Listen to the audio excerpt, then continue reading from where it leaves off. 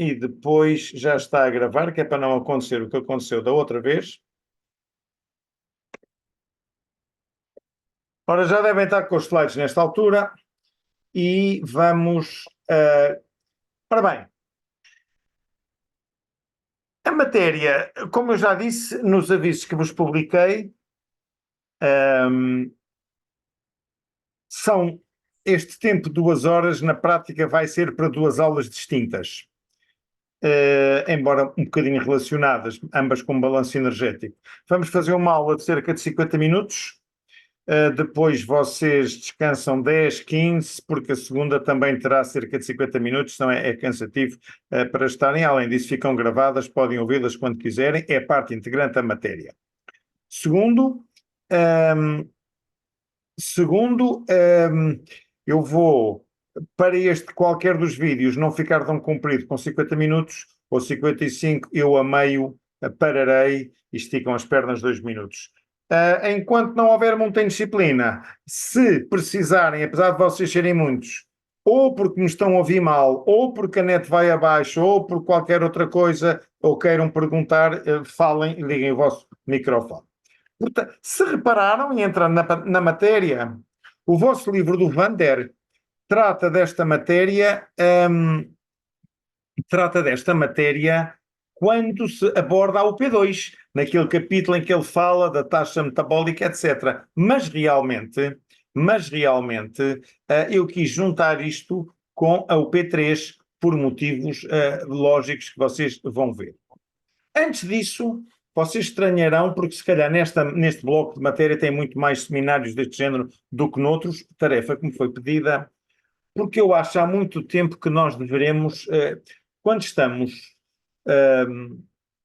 num curso de medicina, e eu quero gastar 1 minuto nesta consideração, perceber que há coisas que não se resolve só mandar os alunos estudar sozinhos, senão até nem vale a pena virem. Nós temos que escolher temas ou que tenham a ver com conceitos básicos, importantes, que suportem aquilo que no futuro vocês vão fazer, 99% de vocês vêm para este curso para ser médicos ou para ser cirurgiões, não vêm para fazer investigação laboratorial. Portanto, temas básicos que suportem aplicações clínicas e não tanto o gozo científico de um tema mais assim ou mais assado. O saber não para, há imenso para saber, portanto os temas têm que ser escolhidos em função da sua relevância. A relevância tem a ver com a prevalência dos problemas e das doenças a que eles dizem respeito, como já vou mostrar atrás, e obviamente, se possível, temas transversais, é por isso que eu gosto de cadeiras transversais, que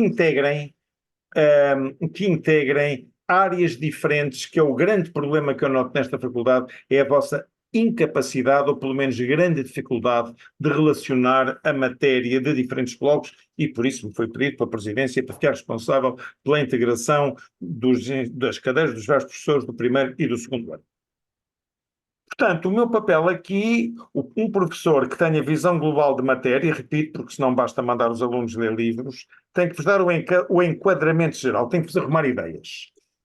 E, como disse atrás, estabelecer relações entre áreas aparentemente distintas, porque o corpo é só um. E, sobretudo, um aluno tem que ter sempre noção, e eu nas minhas aulas procuro fazê-lo, há 3 tipos de conhecimentos. Aquilo que tem que ficar para sempre, mesmo em coma, vocês sabem isso e não esquecem. Aquilo que podem esquecer, mas que ficam a saber que existe e que no futuro sabem onde ir procurar, sabem para o teste, esqueceu, mas sabem que existe. Há outras coisas que não pode esquecer para perceber a clínica. E depois ainda, perceber que o saber é tão grande que há, por muito que estudem, muito mais que não foi dado. Isto tem a ver com a prevalência. Isto é o drama da obesidade no mundo e em Portugal, por isso se chamou a globesidade. Portanto, à luz do slide anterior, é muito prevalente tudo o que tem a ver com metabolismo energético e com os tecidos de reserva. E como eu costumo dizer, a filha mais velha da obesidade é diabetes tipo 2, que estudarão. Se não houvesse obesos, desapareciam cerca de 80% dos casos mundiais de diabetes, em que a maioria é tipo 2, onde se gastam brutalidades dos serviços de saúde estatais e privados dos vários países. tem à esquerda o mapa do drama mundial e à direita o drama de Portugal, com 13% da nossa população, que é filha da obesidade, que por sua vez é a filha mais velha da obesidade, que por sua vez é a filha do tema deste seminário, que é o balanço energético. E sendo assim, nós vamos dar uma visão geral do balanço energético, em que vamos começar, e depois vamos tocar estes 3 tópicos. Isto é, como é que eu regulo a ingestão alimentar, como é que eu regulo aquilo que eu gasto e como é que eu regulo o que fica em reserva, que é o tema do próximo, da segunda parte, das 18 às 19. E em qualquer destes 3 tópicos, do 2 ou 4, há mecanismos que operam a nível nervoso, metabólico, hormonal e digestivo, que passaremos em revista nesta aula de fisiologia. Comecemos por uma visão global do balanço energético. Como diz o nome, é uma balança. Quando entra mais do que o que se gasta, estamos em balanço positivo. Quando se gasta mais do que o que entra, estamos em balanço negativo. Quando estamos em balanço energético nulo, estamos em balanço neutro e o peso mantém. A gente ganha peso quando é em balanço positivo porque acumulamos reservas, a gente perde peso em balanço negativo porque metaboliza reservas para fazer face ao dispêndio energético maior do que o que entra. Eu quero que vocês saibam e a regulação do peso é muito. A gente aqui, desculpem a imprecisão física do termo, mas todos nós falamos em peso, nem bom rigor, como sabem, devíamos dizer massa, mas pronto, só no índice de massa corporal é que se fala de massa. Porque, de resto, eu vou dizer a palavra imperfeita peso, porque a gente sabe, todos falamos assim. A regulação do peso é extraordinariamente exata e as pessoas que já fizeram dietas para emagrecer sabem a grande dificuldade que é baixar o peso e a facilidade com que ele reganha, porque temos um termo, não, aqui não é um termostato, como na termorregulação, é um ponderostato, e o azar é quando ele está regulado para cima. Obviamente, e conforme eu mostrei no slide anterior dos temas que vamos estudar, temos 2 vetores. Estes mecanismos exatos regulam-nos a vontade de ingerir e o dispêndio que gastamos e a vontade de despender. Primeiro conceito muito importante.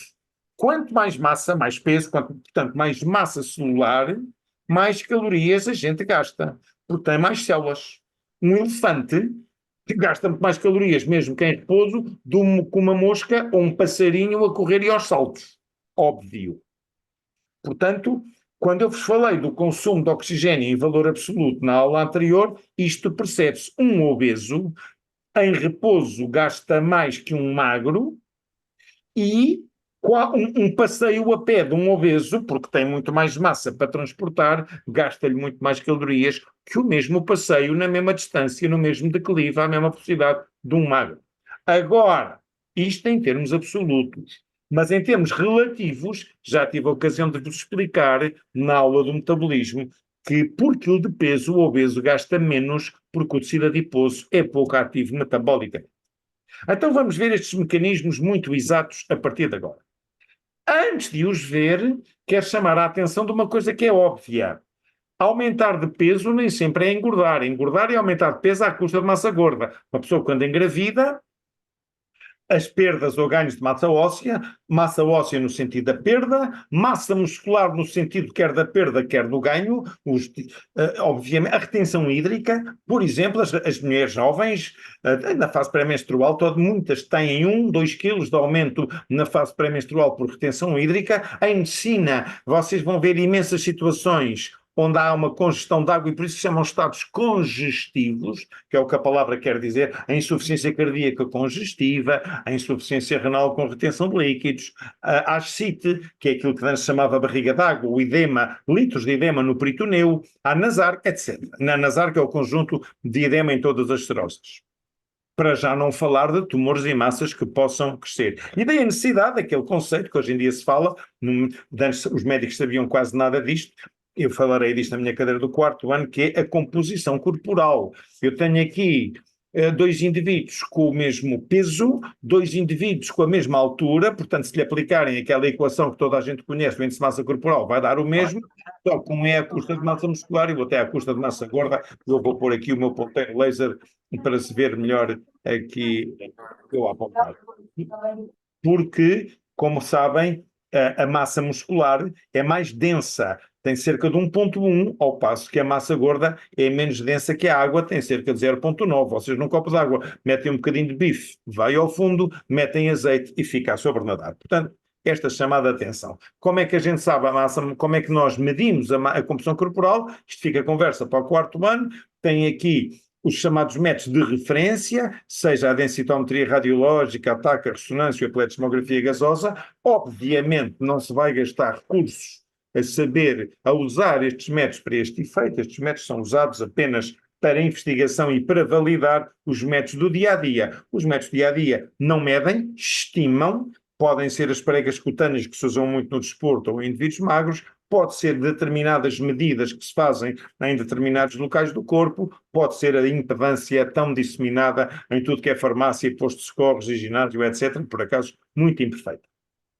Então voltemos à nossa fisiologia. Sempre que nós estamos em balanço negativo e vamos perder peso, vamos imaginar que eu em abscissas tenho meses ao longo do ano. Vocês veem o meu ponteiro, não veem? Sim. Ótimo. E aqui em ordenadas quilos.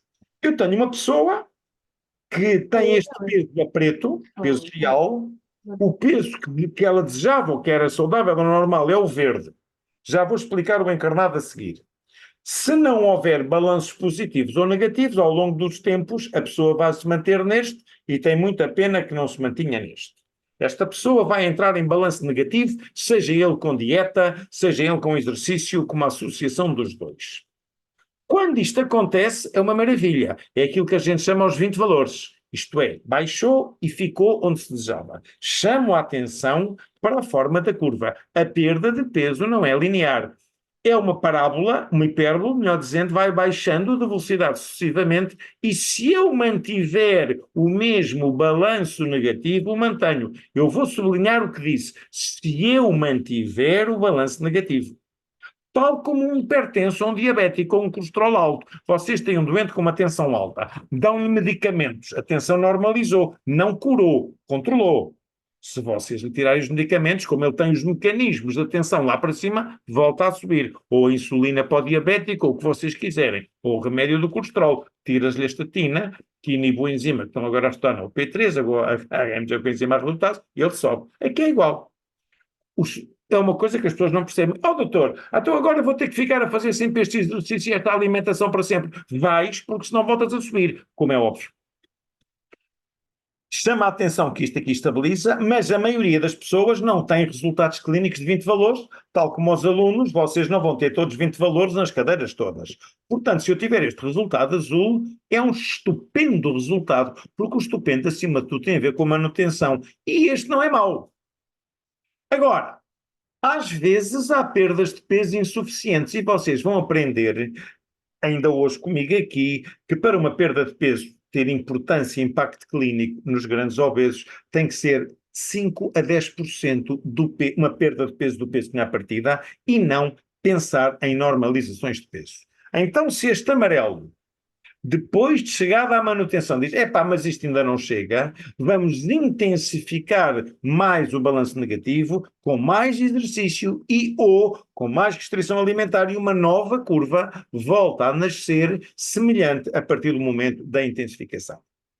Há sempre um equilíbrio termodinâmico que se obtém, porque o balanço energético vai deixando de ser negativo. Pela razão que eu disse, ele tinha muitas células. As células vão encolhendo, vão diminuindo de necessidade, algumas vão morrendo e, portanto, imaginem que ele precisava de 2.500 calorias por dia, dou-lhe 2.000, à medida que ele vai deixando de ter gente viva ou célula ativa, aquele balanço que era negativo passa a ser normal. Além disso, o metabolismo em repouso, como eu disse na aula anterior gravada, pode baixar até 30%. Se a pessoa morria, estava sempre em balanço negativo, ao fim de um ano já não existia a pessoa. Portanto, isto é um novo equilíbrio, quer para o ganho de peso, quer para a perda de peso, e digo-vos desde já que é muito mais fácil, ou se quiserem, menos difícil, nós emagrecermos um gordo, isto é, fazer balanços negativos para perda de peso, do que engordar ou aumentar de peso. Engordar é fácil, é a pessoa comer mais, mas aumentar em termos de massa muscular é muito mais complicado. E mesmo quando nós vemos estas abordagens comerciais das clínicas que põem perdas de peso rapidíssimas, em que a porção inicial da curva é a pique, mais cedo ou mais tarde, mantendo-se a abordagem, claro que a hipérbole vai ter uma assíntota e vai ficar paralela. Isto acontece sempre.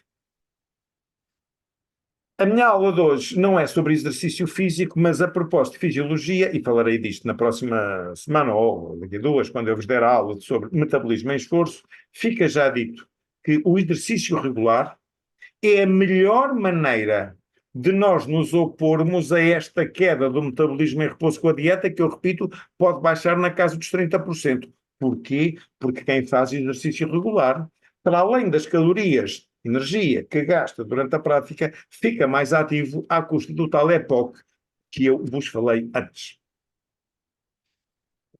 Então, vamos lá ver aqui esta visão geral. A bioenergética a gente pode dividi-la em parcelas. E como já dizia o Lavoisier, que eu escrevi na bibliografia, diz, na altura ele ainda não falava em leis da termodinâmica, isso veio mais tarde, a primeira lei da termodinâmica diz que nada se cria, nada se perde, tudo se transforma. Ou seja, a energia ingerida é igual ao somatório das parcelas que sai. O calor, que já vimos que é mais ou menos 60%, daí a conversa da termogênese, o trabalho mecânico, quer voluntário, quer involuntário, portanto, muscular, deslocações, etc. As reações que consomem energia, o armazenamento de energia que fica e a parte do desaproveitamento de nutrientes que não são completamente oxidados.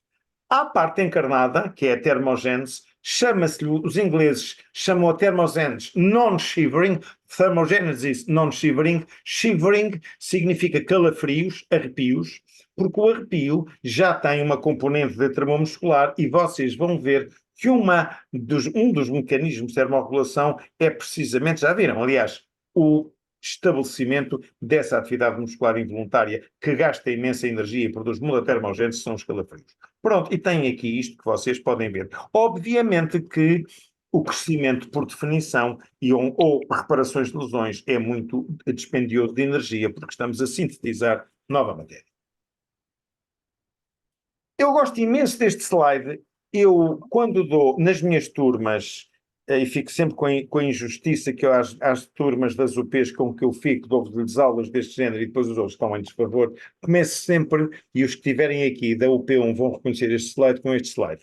A palavra homeostase homeostasia, como queiram, é provavelmente a palavra mãe da fisiologia. Se me pedirem define a fisiologia, eu digo conjunto de mecanismos que visam manter a homeostase. E todos esses mecanismos são agrupáveis nestes 4 vetores que aqui estão, e por isso eu começo. Alguém falou? Algum problema? Não? Ok. Podem desligar o microfone e a câmara e ligar enquanto quiserem falar. Portanto, é por isso que eu falo deste slide quando começo a dar aulas do sistema endócrino. Nós vamos ver que este slide aplica-se em cheio ao que vamos falar hoje à tarde. Sei lá, eu estou a fazer exercício e estou com calor e estou ao sol, a primeira coisa é a componente do sistema nervoso voluntário e psicológico. Isto não é vida, vou fazer o exercício à sombra. Componentes psicológicos, vou beber. Depois tenho o sistema nervoso autónomo. Vai-me fazer vasoconstrição, porque eu perdi líquidos para manter a pressão arterial, etc, etc. O sistema endócrino, eu estou a desidratar, vem a hormona antidiurética da hipófise, vem a aldosterona para me reter líquidos. E o sistema imunitário, que eu terei a ocasião de falar para a frente um bocadinho sobre imunometabolismo. Portanto, e isto também acontece ao meu controle alimentar. Nós próprios controlamos a nossa ingestão alimentar por mecanismos conscientes. Apetecia-me isto, mas não vou comer que isto me engorda. Nós, além disso, controlamos a nossa ingestão alimentar por estes 3 vetores, que são aqueles que eu vou falar hoje. Sabendo que, e fica já dado um conceito que provavelmente vocês não têm, que é a diferenciação entre saciação e saciedade, que eu vou já dizer no próximo slide o que é. Saciação é o fim da vontade de comer despertado por uma refeição. Ou seja, quando eu atinjo o fullness, quando me sinto cheio, não preciso ficar incomodadamente cheio. Então, às tantas, continuar a comer é um sacrifício. Saciação é imediatamente a seguir à refeição. Com o passar das horas, eu ainda me sinto satisfeito. E se comi mais gordura, ou mais proteína, ou mais quantidade, aguento mais horas. Isto é a saciedade. O que se opõe à saciedade é a fome. Já vamos distinguir fome de vontade de comer. Portanto, neste slide em que eu tenho mecanismos nervosos, hormonais e imunitários, cá estão eles aqui representados e são estes mecanismos que eu vou tentar muito rapidamente abordar nesta primeira hora. Conhece sinais provenientes do tecido adiposo, do fígado, a importância do nervo vago pelas aferências de víscera cheia que transmite, e tudo isto, as hormonas do tecido adiposo e do pâncreas, e tudo isto controlado por centros nervosos hipotalâmicos, nomeadamente os que aqui estão representados, com estes dois sistemas de neurónios e com referências para este NTS, que significa núcleo do trato solitário. E então vamos ver rapidamente, conforme eu vos disse, os mecanismos envolvidos nesta regulação do food intake, da ingestão alimentar, e estão outra vez aqui marcados o mesmo que eu vos disse. Sabendo que eu tenho mecanismos que me dão este ciclo que eu mostrei atrás, este da saciedade, saciação, vontade de comer, que operam a curto prazo e que têm a ver com as informações do tubo digestivo, mais cheio ou mais vazio, e tenho mecanismos a longo prazo que têm a ver com eu estar mais cheio de gordura ou menos cheio de gordura, e a leptina informar-me o meu sistema nervoso sobre isto. Isto era o que eu tinha para vos dizer de visão geral. Então agora vamos pormenorizar. Vamos ver primeiro a regulação da ingestão alimentar. Portanto, primeiro, fome e vontade de comer são coisas diferentes. A fome é uma necessidade biológica, leva as pessoas a fazer crimes, a fazer coisas que não se pensam, não lhes passa pela cabeça que são capazes. É uma necessidade biológica de sobrevivência. Graças a Deus nós não temos, e as pessoas andam a engordar, não porque têm fome, apesar de darem a desculpa, têm vontade de comer. O apetite é que tem a ver com isto. Porque a vontade de comer tem a ver com o gosto, com prazeres emocionais, com a ação calmante que as comidas têm, etc, etc. E é aqui que vamos falar. Saciação e saciedade. Já tive a ocasião de definir antes, não vou gastar.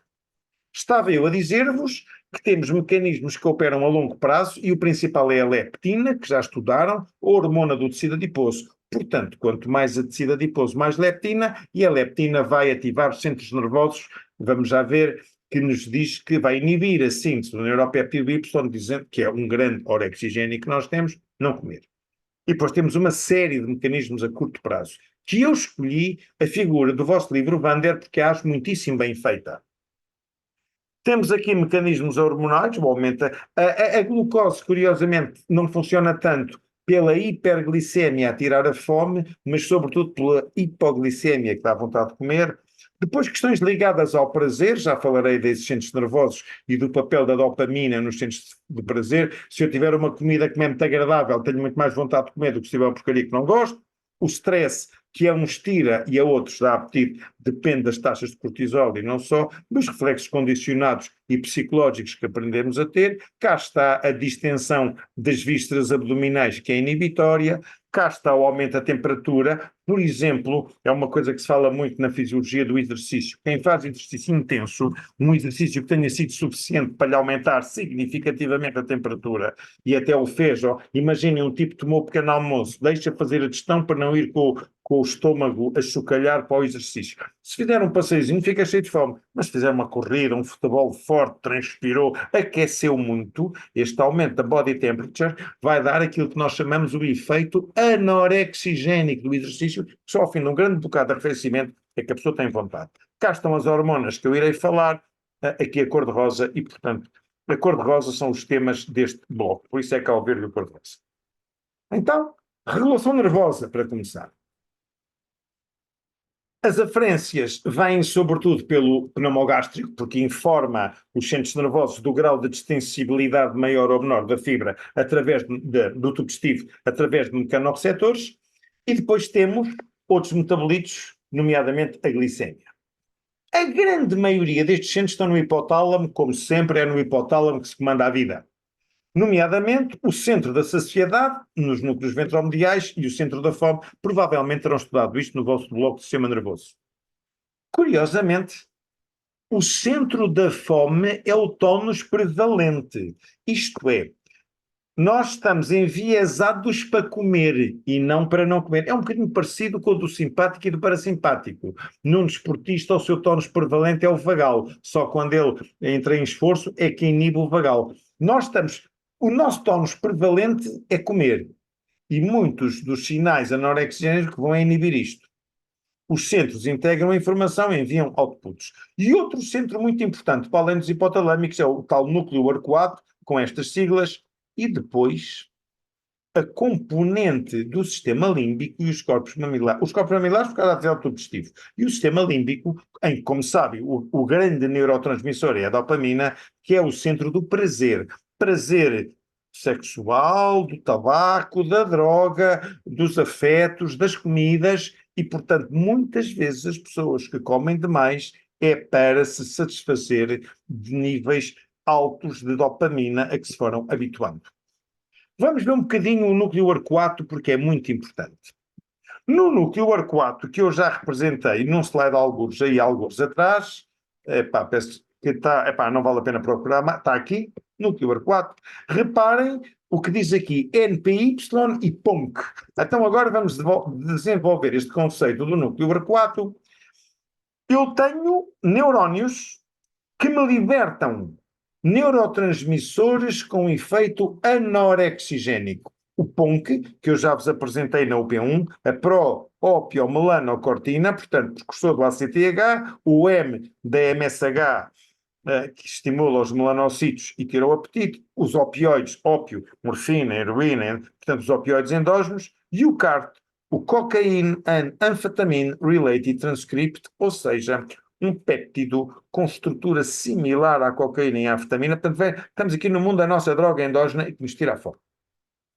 E depois, por outro lado, temos um outro conjunto de neurónios oxigénicos, a proteína, o agouti-related protein, portanto, a proteína relacionada com um gene, que é o chamado gene agouti, e, sobretudo, a mais importante, que é o neuropéptido Y. Este NPY é a substância mais poderosa que se conhece, que quando estimula o cérebro nos dá fome. E é importante lerem o que digo aqui em cima, que o centro arcuato não serve só para a regulação do apetite, mas para um conjunto de coisas que eu pus a bold que tem a ver com o bloco de matéria que estamos nesta altura a dar. Então, a grelina, que vamos estudar, que é a hormona da fome, que vem do estômago, o que ela faz quando passa a barreira hematoencefálica é ligar-se a receptores do núcleo arcuato aos neurónios que sintetizam o NPY e o agouti, e, portanto, quando eu aumento esta substância, ela vai-me estimular os neurónios que me vão dar aumento da vontade de comer e que vão dar outputs para o núcleo do trato solitário e me vão atuar a este nível. Pelo contrário, quando eu tenho leptina, vou inibir estes neurónios e, por outro lado, outras hormonas que vocês já conhecem, como a insulina e o CCK, a colecistoquinina, vão estimular neurónios anorexigénicos que me diminuem a vontade de comer, em parte também com este componente dos MSHs, e também se vão traduzir aqui. Que o que é o dispêndio energético e a atividade simpática têm a ver com isto? É que, curiosamente, verificou-se que a estimulação ou inibição de uns ou de outros não só me vai aumentar ou diminuir o apetite, como, e isto está bem feito, os sistemas, os neurotransmissores e seus sistemas que aumentam o apetite diminuem a propensão espontânea para fazer atividade física e diminuem a taxa metabólica, portanto são neurónios anabólicos para encher, e pelo contrário, a estimulação deste sistema diminui-me a fome e aumenta-me a propensão, encarnado, aumenta-me a termogênese, por aumenta a taxa metabólica e por me aumentar a minha propensão através da tal atividade física espontânea. Não é propensão voluntária de dizer eu hoje das 5 às 6 vou dar uma corrida, não. É a minha gesticulação, é a velocidade inconsciente da minha marcha, é os tais calafrios, é o tónus muscular, etc. Isto é o que eu quero que saibam. Isto não precisam de saber, mas que eu quero que saibam que existe. Não pensem que é só isto que existe, isto é a versão simplificada. Hoje em dia é gigantesco o que já se sabe a isolar quer hormonas, quer neurotransmissores com efeito orexigénico, quer anorexigénico.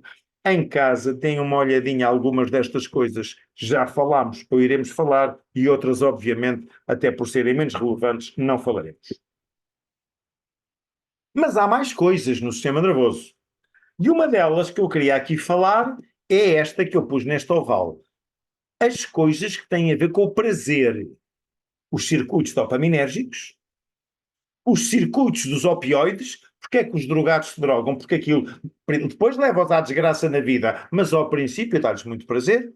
E os endocannabinoides, que aliás agora estão tão na moda e se deve ser descriminalizado ou não, e nós temos receptores endocannabinoides importantes e houve já medicamentos que foram tentados fazer para bloquear este sistema. E portanto aqui entramos nas fronteiras mais íntimas entre o prazer, no seu sentido psicológico, no sentido da educação que é suscetível de ter, e nas suas relações biológicas e neuroquímicas, que, repito, assenta em neurotransmissores dopaminérgicos dos nossos opioides endógenos via PUNC e não só, e o nosso sistema endocannabinoide, que eu presumo que tenham falado nisso em sistema nervoso.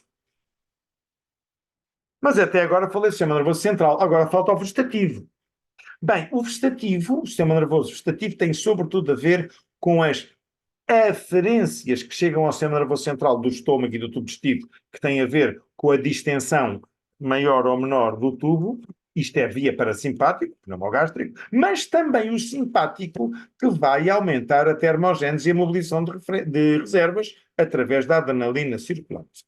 Vai estimular a secreção de insulina, vai estimular a glicogenólise hepática, portanto tem aqui porquê? Porque também há relações de neurotransmissores que saem do núcleo arcuato, da área paraventricular, dos ventromediais, para os centros simpáticos. E um deles é uma coisa que eu vos vou falar na segunda hora, que é a termogênese do tecido adiposo castanho, brown adipose tissue. Isto, assim, uma pincelada quanto à parte nervosa. Agora, quanto à parte metabólica, muito rápido. Muito menos importante que a anterior. Já vos falei da glicémia, que opera mais do lado da hipo, a dar vontade de comer, do que o contrário. O malonil com enzima A, que é tão estudado nesta UP e que, quando se acumula nas células, também é anorexigénico, porque vocês sabem que provém do metabolismo dos lípidos, o aumento da temperatura, já falei, e, de uma maneira geral, o aumento de aminoácidos e ácidos gordos. Aqui há pouco a dizer. Num bloco endócrino-metabólico, interessa-me sobretudo falar de hormonas. E então vamos falar da regulação hormonal desta coisa. A maioria das hormonas que regulam a ingestão alimentar provém do tubo digestivo à esquerda, embora existam outras importantes à direita. Todas elas, e por isso estão a preto, são anorexigénicas, exceto uma que dá vontade de comer, a azul, que é a grelina. Portanto, várias hormonas do tubo digestivo, uma orexigénica, várias anorexigénicas e outras anorexigénicas de outros órgãos. Vamos rever rapidamente. Chama a atenção neste retângulo encarnado que hoje está muito na moda, na terapêutica da diabetes, estes péptidos relacionados com o glucagon e com os outros péptidos que atuam em conjunto com ele, tanto o glucagon-like peptido 1 e o gastrointestinal polipéptido, que é uma coisa que provém quer do pâncreas, quer do tubo digestivo, este sistema. Então vamos falar delas muito rapidamente. A CCK vocês já estudaram no bloco do tubo digestivo. Não vou repetir o que é que ela faz, mas informa o sistema nervoso também da distensão do tubo e não apenas o vago, e mantém-se elevada algumas horas. Eu tenho tanto mais CCK quanto mais gordura comi. Logo, a gordura dá-me saciedade mais tempo. Vocês já conhecem do vosso bloco digestivo, presumo eu, as células endócrinas intestinais. O PYY, para usar a sigla inglesa, o péptido YY, E chama-se YY, porque ele vai ser agonista portanto, estimular os receptores do neuropéptido Y lá em cima, no cérebro, vem das células intestinais, já estudaram isto tudo em digestivo, não preciso dizer o que é que isto quer dizer, é dos mais potentes supressores do apetite, porque ele vai antagonizar eu escrevi agonista, peço desculpa, eu queria dizer antagonista, está aqui errado, peço desculpa e emendem isto, não é antagonista dos receptores. E após comer também se mantém elevado. Depois temos uma hormonazinha do tubo digestivo que também interfere com a motilidade do tubo digestivo, que é a motilina, e a motilina também diminui pelo seu efeito a vontade de comer, pouco importante, e depois temos esta coisa importantíssima que eu falei atrás, que é o sistema do GIP e do GLP-1, os polipéptidos que atuam a potenciar o glucágon e a secreção de insulina. Eu sei que já estudaram isto, as incretinas, o tal efeito de incrementar a secreção de insulina do pâncreas, portanto não vou gastar. Por isso hoje, e vocês provavelmente, embora ainda não tenham estudado a clínica da obesidade, acompanham nos telejornais estas canetas milagrosas para emagrecer e que estão esgotadas, que tanto dão para a diabetes como dão para a obesidade. Estamos a falar de canetas que têm estes compostos e outros parecidos. No fundo, o que elas vão fazer é diminuir a motilidade do tubo digestivo superior, portanto, diminuem muito o peristaltismo gástrico e do duodenal, portanto, o estômago não anda com a comida para baixo. Fica cheio, cheio, cheio, e, portanto, eu tenho informações lá para cima, para todo cheio, não quero comer mais, e a gente não come sem sacrifício. Pronto. Atenção que há muitos outros órgãos com receptores para estas substâncias, incluindo alguns centros hipotalâmicos. Estas incretinas, o GIP e o GLP-1, portanto, gastrointestinal polipeptide e glucagon-like polipeptide 1, são destruídas por uma enzima que se chama a DPP4, sigla de dipeptidilpeptidase 4, porque desfaz uma ligação no quarto carbono destes compostos. Antes de ter havido as canetas que eu acabei de vos falar, já havia, e continuam-se a usar fármacos orais, que são inibidores da DPP4. Portanto, se eu tomar este comprimido, que me inibe a ação desta enzima, inibe o enzima que destrói as incretinas, tem um efeito parecido, embora menos potente do que injetá-las diretamente, porque elas vão estar em circulação durante mais tempo. Isto é usado todos os dias na terapêutica da diabetes.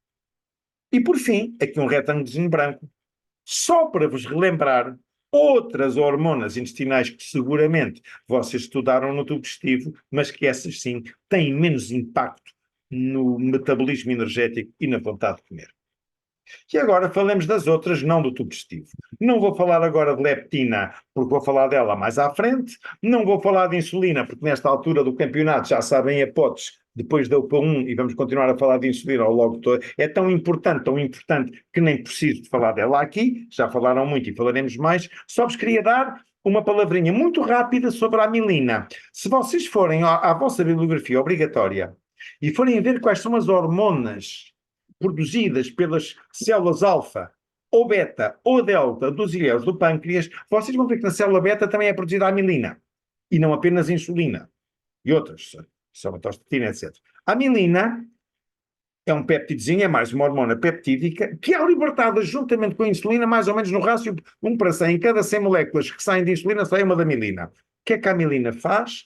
Atua diretamente nos receptores dos núcleos de apetite. Eu não consigo acompanhar esta faculdade. Portanto, quando nós andamos a dizer, e eu já vos disse nesta aula, que a insulina é uma das que ajuda a tirar o apetite, sim, verdade, mas não é só a insulina, é porque ela vem acompanhada de alguma amilina. Também vos quero dizer que já foi feito um fármaco, que era o pramlintide, mas não teve grande eficácia terapêutica, que era o agonista desta hormona, embora sendo uma substância diferente. Agonista é toda a substância que estimula receptores para ir atuar nestes receptores dos núcleos do apetite.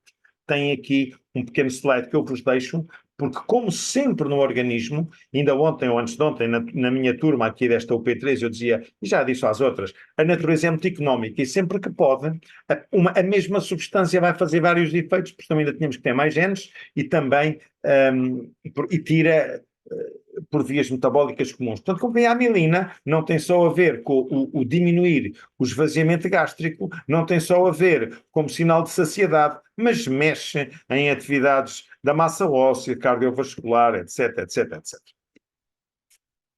E agora eu não podia deixar de falar da supergrelina. A grelina, a grande hormona do apetite.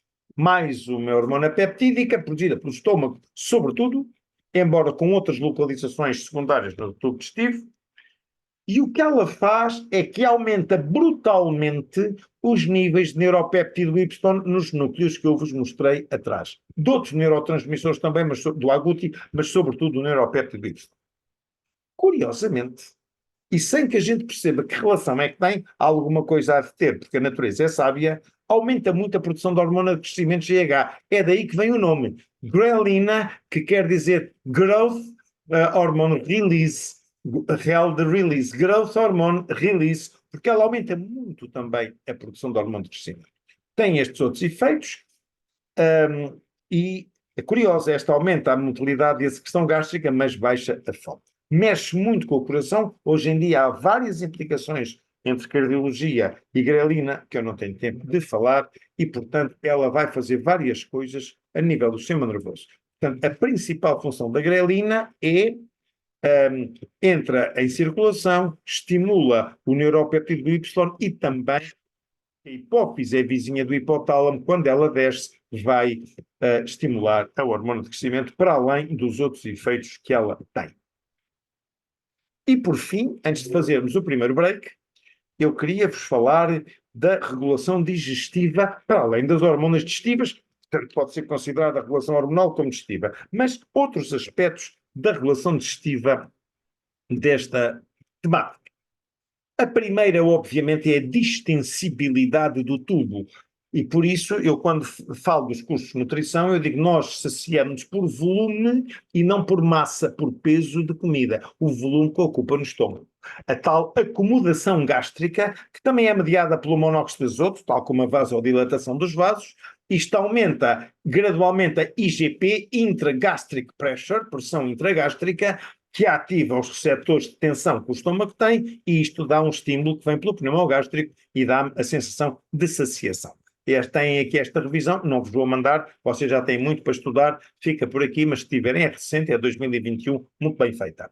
E isto explica esta alternância, também é muito importante, e como podem calcular, a distensão do tubo digestivo e não apenas gástrica é mais importante no controle da saciação do que da saciedade, porque a saciação é que tem a ver com o que eu comi em cada refeição, e já vimos atrás que a saciedade tem mais a ver com o intervalo entre refeições e pronto. Não queria terminar esta parte do aparelho digestivo sem vos chamar a atenção para este tema da moda. É tão da moda que eu, nas 80 e tal, ou 90 teses de mestrado que já orientei nesta faculdade desde cá venho, vários alunos dos últimos anos, porque é um tema que eu verso na minha cadeira do quarto ano de nutrição, teses sobre microbiota intestinal. A antigamente chamada flora intestinal, não é flora, porque não são só do reino vegetal, e nós temos microbiota em todo o corpo, na pele, nas mucosas, vaginal, nos ouvidos, no nariz, mas onde ela atinge o expoente máximo é no tubo digestivo, sobretudo no colo. Nós podemos ter uma população boa e uma população má. Uma população promotora de saúde, uma população promotora de doença. Porquê? Porque elas fazem, além dos efeitos locais de proteção do cancro do cólon, etc., de tendência para a obstipação ou não, elas libertam metabolitos que entram em circulação. A população boa, de que um dos expoentes, que hoje em dia até se começa a tentar fazer suplementos para serem vendidos, é este simpático bichinho, a Akkermansia, é também produtora, a microbiota boa, de compostos, nomeadamente ácidos gordos de cadeia curta, é esta sigla inglesa, Short Chain Fatty Acids, portanto, até C4, ou etanoico, ou butirato, que vão, portanto, acetato e butirato, que vão induzir um aumento de termogênese e um aumento da atividade mitocondrial e, portanto, promover mais dispêndio energético, mesmo não mexendo com a fome. Lembrem-se que a microbiota está no cólon, tudo estiver já muito baixo, já não é a nível de controle de apetite, mas a controle também da taxa metabólica, muito importante na relação de vários metabolismos, e há revisões muito recentes, fantásticas, como por exemplo esta que eu estacionei, tudo que é da revista Nature é topo de gama, tal como o New England Journal of Medicine, não vale a pena lerem as revistas todas, que muitas são uma porcaria. Há 5 ou 6, Microbial Regulation of Organismal Energy Homeostasis, Nature Metabolism, não podem querer melhor. Bem, então vamos aqui fazer um intervalinho de 2 minutos, vou pôr isto a gravar, vou tirar a partilha e volto já. O intervalo maior faremos a seguir. Combinado? Com licença, vou pôr isto a gravar e volto já aqui.